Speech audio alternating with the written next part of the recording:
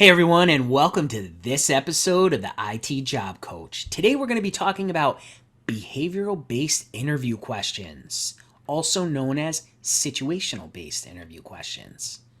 So, behavioral based interview questions are designed to gather information about your past performance during an interview, right? The premise is that your future performance will be like your past performance, okay? And that's what the interviewer is counting on when they're asking these kinds of questions.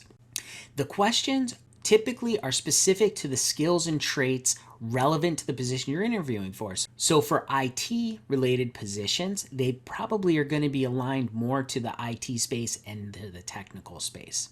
Personally, for me, behavioral based interview questions are in my go-to toolbox as an interviewer. When I'm interviewing folks, I always have a few of these behavioral based interview questions in the back burner ready to go at any given time, because sometimes when I'm asking questions to individuals and when they're not giving me enough information for me to realize if they're going to be right for this position, I can ask a behavioral based interview question, and typically I'm going to get more out of them during those questions. So you might be thinking, Frank, how am I going to know what a behavioral based interview question is and how can I keep an eye out for it?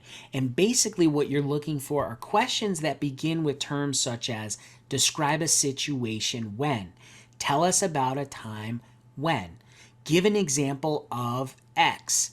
Those are the types of terms that you're going to be listening for that will prompt you to know that this is a behavioral based interview question. Interviewers may or may not use this format of questions, but don't be tripped up if they do. So make sure you prepare for these and be ready. Let me give you an example of a situational based interview question that I use when I'm interviewing folks for, say, a help desk position. And the question would go something along the lines of, tell me about a time, either professionally or personally, when you had to troubleshoot a PC issue. What was the situation? What did you do? And what was the outcome? And sometimes people answer that and they'll give me this amazing answer, and I'm like, wow, this is the person for this position. There's no doubt in my mind. And then sometimes I get an answer such as, I fix PCs by replacing hardware or reinstalling software for the most part. It really depends on the situation. And when I hear that answer, I 0 think, points. I cannot stress this enough. When an interviewer asks a question like that, you have to tell a story. When a person answers a behavioral based interview question in that way, such as, that's what I do, it makes me think they didn't understand the question. I start to think about their comprehension ability, and it also makes me think maybe they don't have a situation or an example where they had to troubleshoot a PC. I want a story about that situation. So let's go over an example of an answer that I would appreciate getting when I ask this question. Yeah, so I have had a time when I had to troubleshoot a PC issue. One of our salespeople called the help desk because they couldn't access their email. And it was really important to them because they were waiting on a very important email from a customer saying that they were going to make a purchase. I quickly ascertained that they were working from home. I asked them to bring up a browser and go to google.com to see what came up. And unfortunately, it said page cannot be displayed. So I asked if they connect to their PC through a wireless connection or a wired connection, and they told me wireless. So I asked them to walk over to their router and see what lights were on it. And they said some of the lights were amber, but there weren't any green lights on the router at all. So I asked them to restart the router, and afterwards I asked them to bring up a Google internet browser again, and it came up, google.com. Then I had them log back into their email to check that that was working, and it seemed to be working because they had emails in their inbox then. And then I sent them a test email, and they actually got it immediately. And they were really happy because at the top of their inbox, all of a sudden showed up while I was on the phone with them, this important email saying that they got the sale. So they were really happy with the outcome, and I was really happy that I was able to help them out. And when I hear that answer, I think, they are on fire. That's an answer I can get behind. They told me the situation, they demonstrated their troubleshooting and customer service skills all in one answer.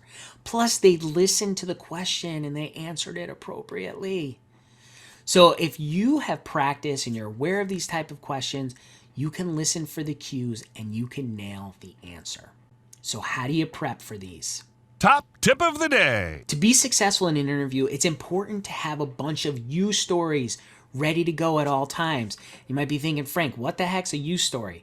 You stories are things that you have had happen to you either in your career or personal life that can help you describe how you handle situations. So think about all these different situations you may have been in, ones that stand out in your mind, such as achievements for you, team situations that you were on, and how did you work with those team members. Think about times where you had to overcome adversity. That's always a good one. And think also about times when you were successful. And those type of stories can be used for any type of question, not just behavioral based interview questions. You can draw on these at any time. So if you go into an interview with a whole bunch of you stories, you're going to be prepared. So let's get back to behavioral based interview questions.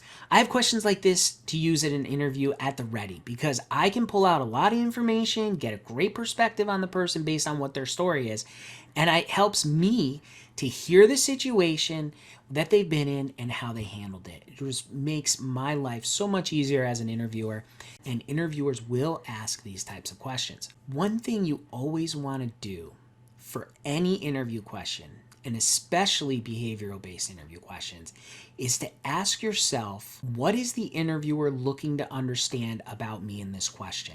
That's going to give you a hint as to how to answer it. Whatever question that is, before you answer it, pause for a split second, think in your mind and say, what are they really asking me this for? And what is it that I need to portray to them to get them to where they need to be? Remember to listen for the prompts that this question may be a behavioral based or situational based interview question. And remember, the things to listen for are describe a situation, tell us about a time, give an example of. When you hear that, think in your mind, I need to tell them a story. And not just any old story. This is the next step to that. The story needs to include the following parts or some combination of these parts. And one is the situation, right? Describing the situation, providing them the setting for what's happening. Number two, the task that you are working on, whatever it is that you were tasked with. The third thing is the action that you took. And the fourth is the result. So for me to remember those steps, I use the STAR method. This isn't something I came up with. This is something that's been out there for quite a long time. This is just something that helps me remember how to answer these questions. And so in the STAR method, you have STAR. S stands for the situation, right? Describe the situation or the setting. T stands for what you were tasked with. What is it that they asked you to do? What is it that you needed to do? A stands for the action you took. And R stands for the result. And that's how you use the STAR methodology in your own mind to formulate your stories. Now let's go back to the example I gave earlier, right? If you remember the question I had asked, tell me about a time either personally or professionally when you had to troubleshoot a PC issue. What was the situation? What did you do? And what was the outcome? And I kind of gave prompts there specifically for this STAR methodology. And let's go through the answer. So, right, the person said, one of our salespeople called the help desk. They couldn't get into their email. That's the situation. The task, they needed to read their email because they're waiting on a very important sales order. So immediately started to troubleshoot their issue, right? That's what you were tasked with, fixing their email. Then we went into the action. I asked them if they were in the office or working from home. They said they were at home. I asked them to bring up an internet browser, right? We checked if they could get to google.com. They got a page cannot be displayed. I asked them if they could connect to their PC through wireless or through a network cable. They said wireless. I asked them to check their router. We figured out that the lights that were on it weren't good lights, and we had them restart it. And the result, right? Afterwards, the internet was working. I had them check to make sure that their email was there. I tested. I sent them an email to make sure that they got that, and they were happy with the outcome. And I was happy too, right? We ended it on a positive note. We got through the entire story and we used that STAR methodology. So that makes for a very well thought out answer, right? That provides all the information needed to the interviewer. Be sure to keep that in mind during your next interview. Before we wrap, keep these things in mind. Top tip of the day. Have you stories ready for your interview. I cannot say that enough. Have you stories. Be prepared with you stories. Number 2, be aware of behavioral-based interview questions and know the indicators of that question style that tells you in your mind, I need to tell them a story. 3, answer them using the STAR methodology or whatever methodology you choose to make sure it's a well thought out, planned answer. And the last one is do your best.